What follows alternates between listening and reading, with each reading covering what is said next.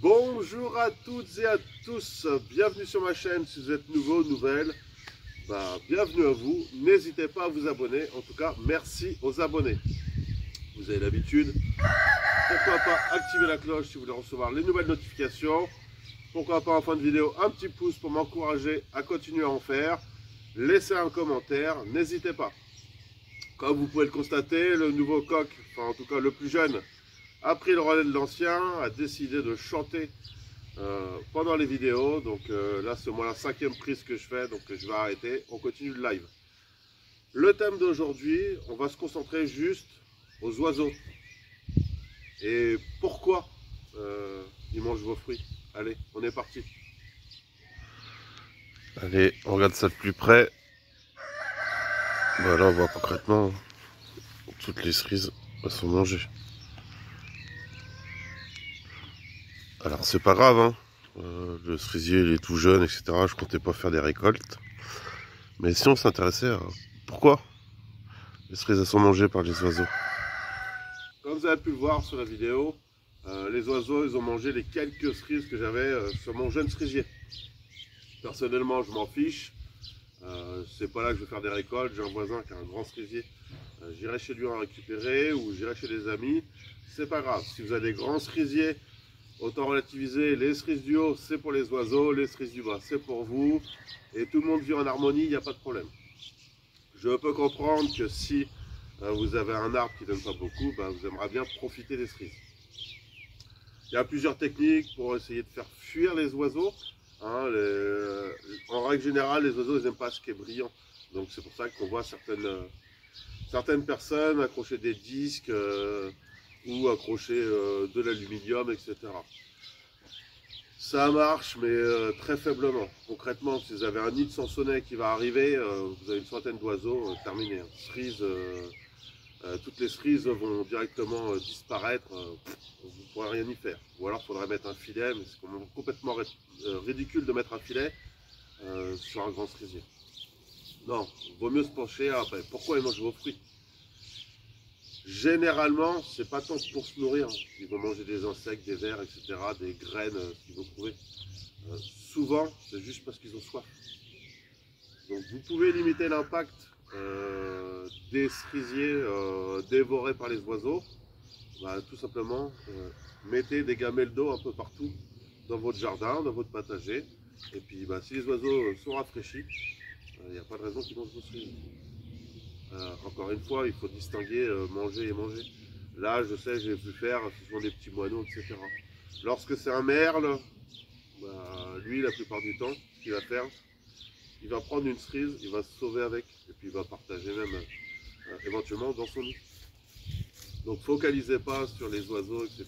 Juste les cerises, pensez plutôt à leur donner à boire.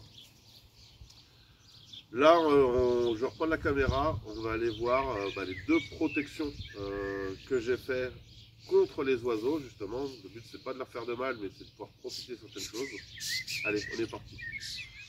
Ici, c'est mon poulailler. Voilà, j'avais des poules qui couvaient, sauf que elles n'ont plus rien à couver. Les œufs, ils ont été mangés. Je vais vous expliquer très simplement. J'avance.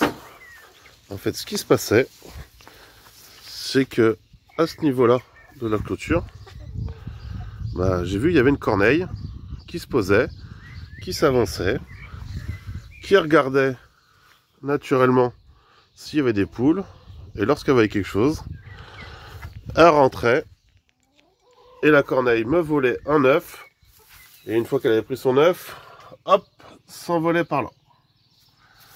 Donc j'ai rien contre le partage, il n'y a pas de souci.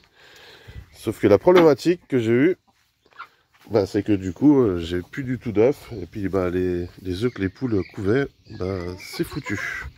Donc je sais pas si je vais avoir des poussins. En tout cas, il y a des poules qui ont l'air de vouloir recouver, etc.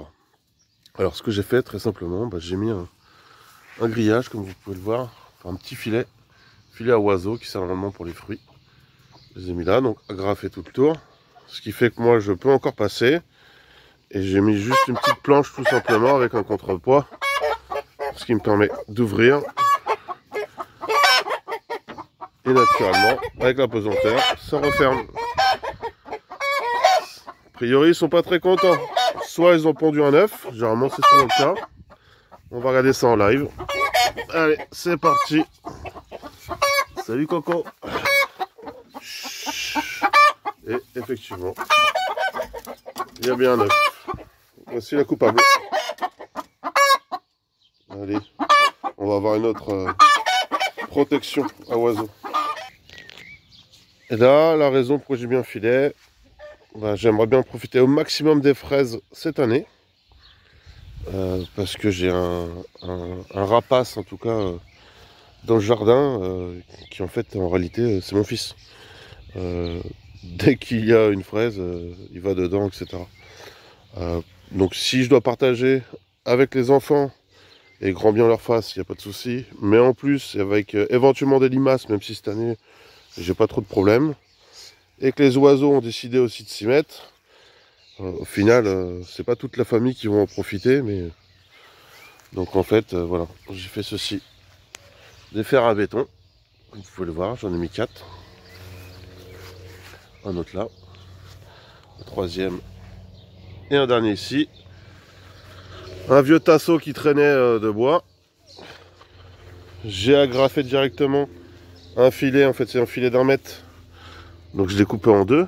J'ai pris un truc de 10 mètres de longueur, je l'ai coupé, j'avais coupé 1 mètre pour faire la protection qu'on a vue juste avant avec le poulailler. Et les 9 mètres qui restaient, j'ai coupé en deux, ce qui fait que bah, sur 4 mètres, on a largement de quoi faire. Donc en deux parties, donc on a 4 mètres comme ça, et pareil 4 mètres de l'autre côté, qui sont agrafés. C'est un filet qui est donné pour 1 mètre de large. Et on voit en fait ça fait beaucoup plus d'1 mètre, puisque si je les tire, j'ai pris des planches tout simplement agrafées. Ce qui me facilite quand je veux aller cueillir des fraises, j'ai juste à soulever. Et puis je peux directement les piocher dans mes fraises sans me prendre la tête. Voilà, et pour la partie du côté, j'ai fait la même chose. Histoire de pouvoir tendre, etc. Et ça me permet de relever, vous voyez, et puis d'accéder aux fraises. On n'est pas obligé, l'année dernière, j'avais retiré la protection, puisque les oiseaux ne mangeaient pas trop. Là, je pense que c'est pareil, hein. Concrètement, si on voit que les fraises elles sont plutôt bien cachées. Donc les oiseaux, s'ils les voient pas, ils n'ont pas de raison de les manger. Mais vaut mieux prévenir que guérir. J'espère que cette petite vidéo vous a plu. En tout cas, voilà, important, il me semble, en tout cas à mon sens, de comprendre ce qui se passe quand vous observez quelque chose dans votre jardin qui ne va pas. Donc j'ai eu en début d'année du coup les oignons qui se faisaient arracher par une pie essentiellement. Donc je n'ai pas chassé la pie, hein, je la laisse faire. Donc j'étais vigilant, je remettais les oignons au fur et à mesure tous les jours. J'ai eu le cas du coup avec la corneille par rapport aux œufs. On trouve toujours des petites solutions. Et en préventif du coup un filet pour les autres oiseaux. Ils auront la possibilité de se régaler en fruits rouges, que ce soit les framboises ou que ce soit les mûres. J'en ai toujours trop, donc il n'y a pas de souci, je ne fais rien de particulier sur ce truc-là. Je partage avec la nature, et puis je vous dis à très bientôt.